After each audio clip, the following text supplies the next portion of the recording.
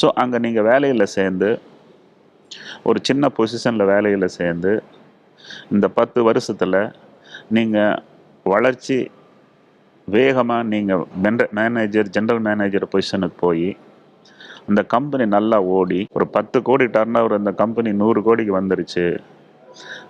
40 பேர் வேலை செஞ்சுட்டு அந்த கம்பெனி இன்னைக்கு 400 பேர் இருக்காங்க, நான் இதில் என்னுடைய பங்களிப்பு நிறைய இருக்குது, நான் இனி போய் இந்த தொழிலை நானே ஸ்டார்ட் பண்ண முடியும், எனக்கு இந்த பிஸ்னஸில் எவ்வளோ டிபார்ட்மெண்ட்ஸ் இருக்குதுன்னு தெரியும், எவ்வளோ இம்பார்ட்டன்ஸ் ஒவ்வொரு டிபார்ட்மெண்ட்டுக்குன்னு தெரியும், ஆள் எப்படி தேடுறது, பிடிக்கிறது, ட்ரெயின் பண்ணுறதுன்னு தெரியும், மார்க்கெட் எப்படி பண்ணுறதுன்னு தெரியும். அப்படிங்கிற சமயத்தில் நீங்கள் பிஸ்னஸ்லேருந்து வேலையிலேருந்து பிஸ்னஸுக்கு ஷிஃப்ட் பண்ணலாம்.